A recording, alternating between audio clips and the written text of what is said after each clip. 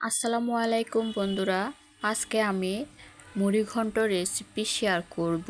চলুন তাহলে রেসিপিটি শুরু করা যাক। আমি এখানে 3 কেজি ওজনের একটা কাতল মাছের মাথা নিয়েছি। ভালো করে ধুয়ে পরিষ্কার করে পানি ঝরিয়ে মাছটাকে একটু ছোট ছোট করে পিস করে নিয়েছি। এবার এর মধ্যে দিয়ে দেবো হাফ চা চামচ পরিমাণ লবণ, হাফ চা চামচ পরিমাণ হলুদের গুঁড়া দিয়ে মাথাটাকে একটু ম্যারিনেট করে রাখতে হবে। এইভাবে যদি মাছটাকে আগে থেকে ম্যারিনেট করে রাখা হয় তাহলে কিন্তু খেতে অনেক ভালো লাগে। চুলায় একটা কড়াই বসিয়েছি, চুলাটা অন করে পরিমাণ মতো তেল দিয়ে ভালো করে গরম করে নিয়েছি। এরপর দিয়ে দিচ্ছি সেই কেটে ধুয়ে ম্যারিনেট করে রাখা মাছের মাথাটা দিয়ে হালকা একটু ফ্রাই করে নিব। এমনি কড়াইয়ের মধ্যে যদি মাছটা ভাজি করা হয় তাহলে কড়াইয়ের মধ্যে হাই হিট করে মাছটাকে ভেজে নিতে হবে, তাহলে কিন্তু কড়াইয়ের মধ্যে মাছটা লেগে যাবে না। এবার মাছটাকে হালকা ফ্রাই করে নিচ্ছি, বেশি ভেজে নেওয়ার কোনো প্রয়োজন নেই।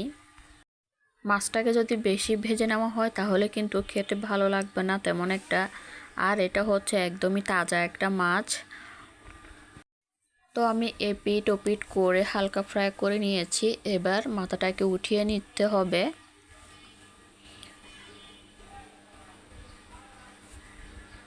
এবার মাথাটাকে আমি উঠিয়ে নিচ্ছি।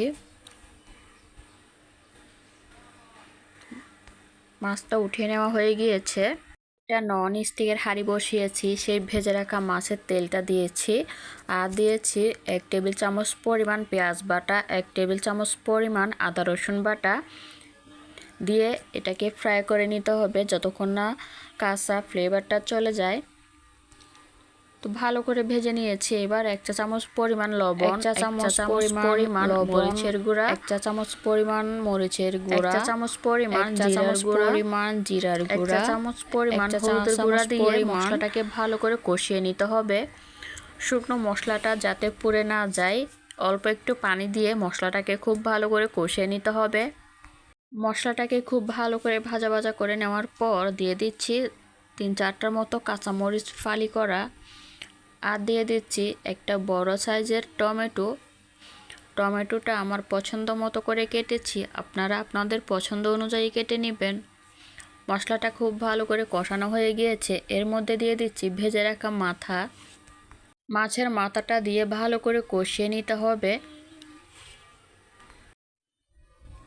ভালো করে একটু কষিয়ে নিচ্ছি যাতে মশলাটা ভালো করে মাথার ভিতরে যায়, তাহলে কিন্তু খেতে অনেকটাই ভালো লাগবে। এবার দিয়ে দিচ্ছি আগে থেকে ভেজে রাখা মুগ ডাল, ভিজিয়ে রেখেছিলাম সেই ডালটা দিয়ে আবারও ভালো করে কষিয়ে নিতে হবে। এখানে আমি কোনো রকম পানি দেব না, পানি ছাড়াই কিন্তু কষিয়ে নিতে হবে, তাহলে কিন্তু অনেক মজার হয়ে থাকে এই মুড়ি ঘন্ট। এটা ঢাকনা দিয়ে ঢেকে আমি ভালো করে কষিয়ে নিব।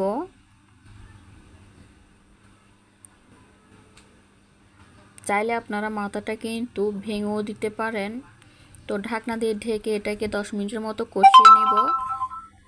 ঢাকনাটা উঠিয়ে আবারও ভালো করে নেড়ে চেড়ে দিব যাতে তলায় লেগে না যায়, পুড়ে গেলে কিন্তু খেতে ভালো লাগবে না। এবার কষানো হয়ে গিয়েছে, এর মধ্যে দিয়ে দিচ্ছি ফুটান্ত গরম পানি। গরম পানিটা দিলে কি হয়, ডালটা আর শক্ত হয়ে যাবে না, তাহলে কিন্তু ভালো করে সেদ্ধ হয়ে যাবে। আমি যতটুকু পরিমাণ পানি দিয়েছি এর মধ্যে কিন্তু ডাল আর মাছের মাথাটা একদম পারফেক্টভাবে হয়ে যাবে। ঢাকনা দিয়ে ঢেকে রান্না করে নিব 15 মিনিটের জন্য। ঢাকনাটা উঠিয়ে আবারও ভালো করে মিশিয়ে নিচ্ছি। এর মধ্যেও কিন্তু আমার ডালটা হয়ে গিয়েছে। আমি ডালটা এমনভাবে রান্না করব এই ডালটা কিন্তু গলে যাবে না, কিন্তু একদম পারফেক্টভাবে সেদ্ধ হবে, কিন্তু আস্তে আস্তে রয়ে যাবে। ঢাকনা দিয়ে ঢেকে আবারও 10 মিনিট দমে রেখে দিব। দেখুন বন্ধুরা, কালারটা অনেক সুন্দর হয়েছে। এভাবে করে আপনারা বাসায় একবার হলো ট্রাই করবেন। আমার রেসিপিটি যদি ভালো লেগে থাকে তাহলে চ্যানেলটি সাবস্ক্রাইব করে পাশে থাকতে পারেন, লাইক কমেন্ট শেয়ার করবেন, পাশে থাকা বেল আইকনটি প্রেস করে রাখতে পারেন নতুন কোনো ভিডিও আপলোড করার সাথে সাথে সবার আগে পাওয়ার জন্য। সবাই ভালো থাকবেন, সুস্থ থাকবেন। আসসালামু আলাইকুম, আল্লাহ হাফেজ।